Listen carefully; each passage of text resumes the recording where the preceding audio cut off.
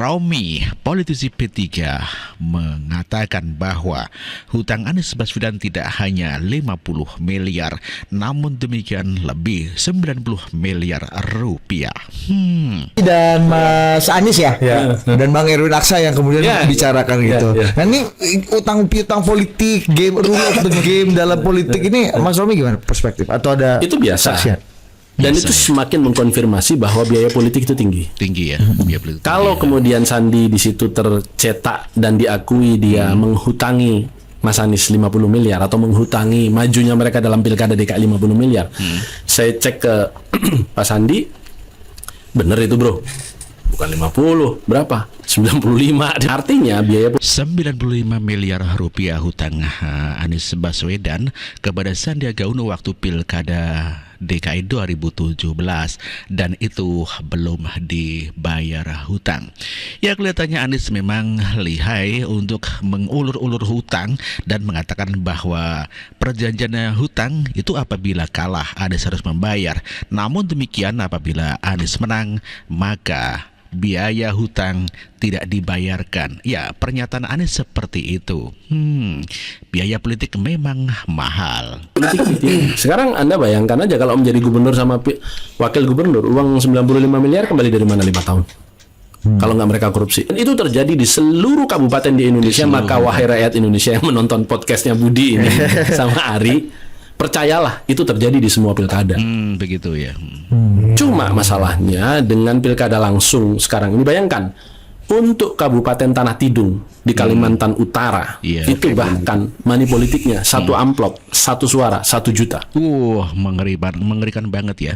Di Kalimantan, di Kabupaten Tanah Tidung, untuk satu suara 1 juta. Wah, luar biasa. Ini untuk suara, untuk mencari kemenangan saja, belum untuk uang panitia, belum untuk kampanyenya, belum untuk pendaftaran dan sebagainya, belum untuk membeli partainya untuk maju di dalam pilkada itu. Makanya biaya politik sangat tinggi sekali. Oleh karenanya begitu menjadi bupati ataupun wali kota ataupun gubernur, maka biasanya mencari korupsi, akhirnya dicokok KPK. 1 juta rupiah. 1 juta rupiah. Berapa miliar?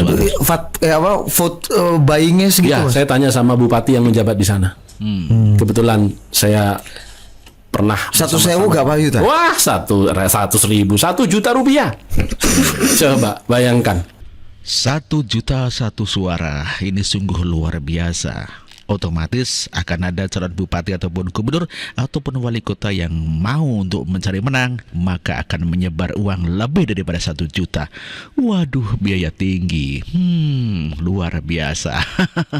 Karena pemilihnya, mohon maaf, penduduknya hanya 22.000, pemilihnya hanya 16.000. 1 juta 1 suara, sungguh luar biasa, biaya besar sekali. Sungguh mengerikan. Kalau tidak korupsi, bagaimana mau mendapatkan uang kembali dari modal politik yang besar itu? Oleh karena itu wacana bupati, wali kota, gubernur dipilih oleh presiden, maka ini wacana ini ya perlu ditindaklanjuti. Jadi kalau 1 juta 16 miliar kan? Oh ya, 16 miliar. Bayangkan itu. Namun demikian, Yusuf Kala mengakui bahwa hutang Anies hanya 180 miliar rupiah. Ya, kita dengar pernyataan warga. Kalian semua, buka televisi, buka pemberitaan hari ini tadi pagi. Karena udah saya sentil Yusuf Kala, dia sudah mengakui yang tadi pagi 180 miliar. Itu baru 180 miliar disentil, masih banyak. Karena sisa utang Anies kepada Yusuf Kala 400 miliar lagi. Bohong Bapak Yusuf Kala kalau itu cuman 180 miliar. Kalian simak semua pemberitaan televisi tadi pagi. Klarifikasi dari Pak Yusuf Kala. Oke? Suatu saat akan terbongkar lagi. Itu suatu bukti kalau saya mengetahui itu. Ya, masyarakat mengatakan bahwa hutang Anies Baswedan kepada Yusuf Kala 180 miliar rupiah. Maka benar sekali apa yang disampaikan Yusuf Kala bahwa ya Anies berhutang gampang namun tidak mau membayar hutang. Ya. Berutang gampang, tapi yang susah membayar utang. Dan Anies, Anda berutang sama PKS, Anda dipilih pertama jadi gubernur oleh PKS dan Gerindra, Anda harus selesaikan masalah ini. Itulah utang yang harus dibayar.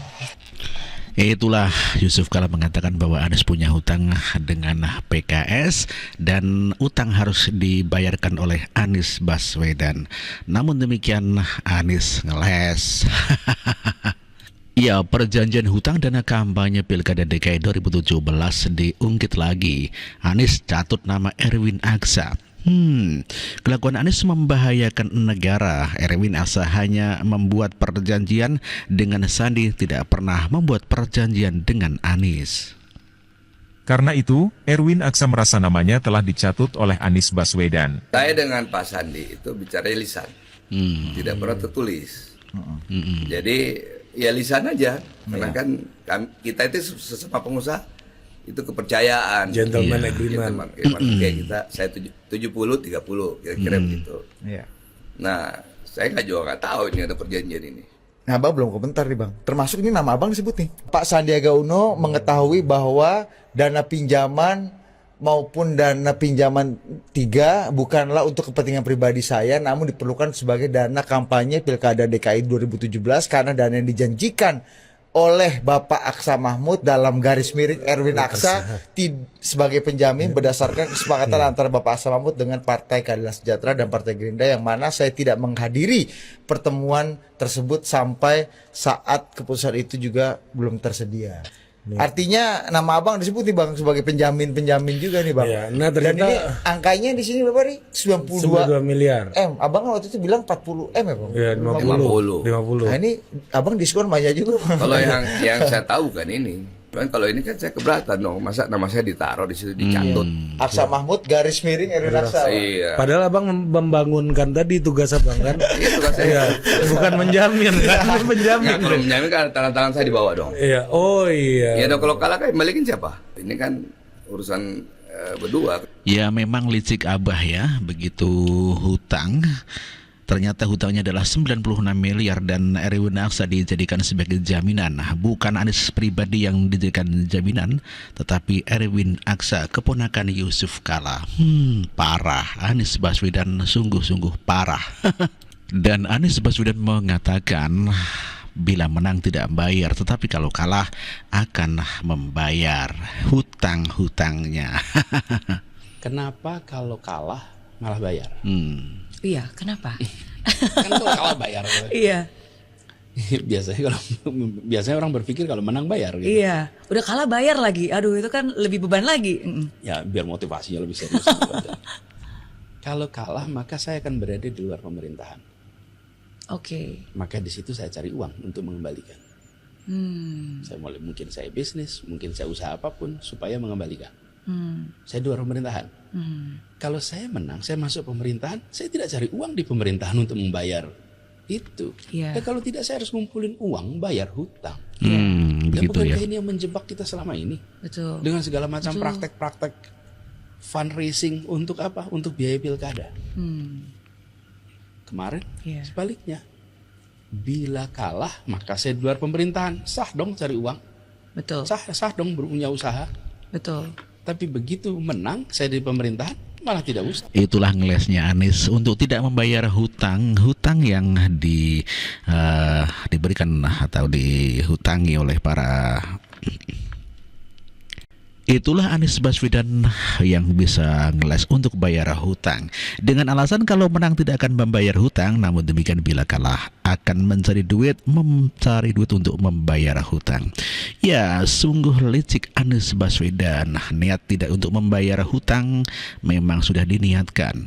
Ternyata hutang Anies Baswedan kepada Sandiaga Uno tidak 50 miliar, namun demikian adalah 96 miliar sebagaimana dibongkar oleh Roma Hurmuzi dan dari politisi P3.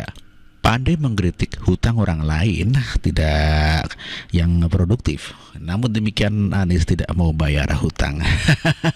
Parah. Jangan hutang itu digunakan untuk kegiatan yang non produktif. Misalnya, hutang dipakai untuk membeli alutsista bekas oleh Kementerian Pertahanan. Itu bukan sesuatu yang tepat. Justru kita harus sebaliknya yang kita kerjakan. Itulah Anies Baswedan yang mengungkit-ungkit hutangnya Menhan untuk membeli alutsista bekas. Padahal tentunya hal itu menjadi kewenangan Menteri Pertahanan dan belum tentu apa yang diucapkan Anies Baswedan itu adalah suatu kebenaran. Warga juga menanggapi atas hutang-hutang Anies ini. Kita dengarkan pendapat warga negara Indonesia. Kadang-kadang saya itu mau ketawa sendiri loh bro. Assalamualaikum warahmatullahi wabarakatuh. Selamat sore bro dan sis semua. Kenapa sih pembahasannya nggak jauh banget dari utang ke utang aja? Anies utang sama PKS, Anies utang sama Sandiaga Uno. Yang lebih lucu lagi dan buat saya ketawa itu ada bro, doa di GBK tanggal 16 itu, doa utang lagi. Waduh, kenapa sih nggak membahas yang lain gitu, selain utang gitu. Dan lebih yang anehnya lagi, negara punya hutang, negara malah dibully gitu loh. Padahal negara itu berhutang kan untuk kemakmuran, untuk kesejahteraan masyarakatnya di negeri ini. Loh, kalau memang sudah tahu negara banyak hutang, tapi kok ngebet banget jadi presiden gitu. Coba nanti aja lah nyalonnya ya, nunggu negara tidak punya hutang ya. Selamat sore. Cerdas banget ya warga ini mengatakan kok Anies ngebet sekali ya ke pengen jadi presiden begitu ya. Padahal negara masih punya hutang. Hutang Anies Baswedan rakyat Indonesia yang akan membayarnya, kata Wiz Khalifa. Tetapi warga menolak ikut bayar hutang Anies Baswedan. Soal hutang piutang 50 miliar. Saya katakan di sini Wiz Khalifa yang menyatakan. Walah Pak, utangku sendiri nih banyak. Lah kok suruh bayarin utangnya Pak Anies? Bayaran utangku wae, ya. Itulah lucunya pendukung Anies Baswedan yang mengatakan bahwa hutangnya Anies nanti yang akan membayar adalah rakyat. Dan rakyat pun tidak mau ikut bayar hutang Anies Baswedan. Jawaban Anies yang tidak mau membayar hutang atas hutang-hutangnya ya dijawab oleh warga. Dinyatakan sebagai bukan hutang dan tidak perlu, berarti selesai. Makanya begitu pilkada selesai, maaf ya Bang, saya stick videonya. Jadi yang mau saya sampaikan di sini adalah menanggapi atas adanya pinjaman Pak Anies Baswedan pada waktu Pilkada DKI Jakarta. Di dalam penjelasan Anies Baswedan tersebut, di dalam video yang saya stick ini, bahwa yang bersangkutan ada meminjam uang kurang lebih 92 miliar. Untuk dipergunakan pemenangan Pilkada DKI Jakarta pada tahun 2017 yang lalu. Yang menjadi pertanyaannya adalah siapa penyumbangnya dan apa kickbacknya dari pinjaman itu? Karena setahu kita di dunia ini tidak ada makan siang yang gratis, apalagi sampai pemberian uang miliaran rupiah. Bahkan 92 miliar itu hanya yang terungkap di publik. Artinya dimungkinkan lebih dari itu. Ada donatur-donatur atau bohir-bohir yang menyumbang penyelenggaraan atau pemenangan Pilkada Anies dan Sandiaga Uno tersebut. Pertanyaannya, kalau untuk pilkada juga harus ngutang sampai miliaran-miliaran rupiah, bagaimana untuk pencapresan Presiden 2024? Siapa lagi bohir yang membantu suksesi Pilpres nanti pemenangan Anies Baswedan ini? Dan apa kickbacknya nanti kepada bohir-bohir ini? Nah, inilah yang membuat rusak tatanan bernegara di Republik Indonesia ini, karena semua diukur dengan uang. Dan yang anehnya, para kandidat boleh dikatakan secara ekonomi dan secara finansial lemah, tetapi secara popularitas tinggi. Oleh karenanya dibutuhkan investor atau bohir. Lalu apa keuntungan yang didapat dari bohir itu? Di dalam video yang saya citik ini dikatakan di dalam surat pernyataan utang yang ditandatangani oleh saudara Anies Baswedan, apabila menang pilkada maka dia dianggap lunas. Apabila tidak terpilih maka dibayar. Nggak masuk akal itu, Bang. Nggak masuk akal. Justru apabila menang, ini untuk saya, ini untuk saya, ini untuk saya. Dinyatakan sebagai bukan hutang dan tidak perlu, jadi selesai. Itulah pernyataan warga yang tidak percaya dengan pernyataan Anies Baswedan. Kalau menang tidak bayar, tetapi kalau kalah harus bayar. Masyarakat tidak percaya dengan ocehan Anies, omon-omon. Percuma saja, rakyat tidak percaya lagi.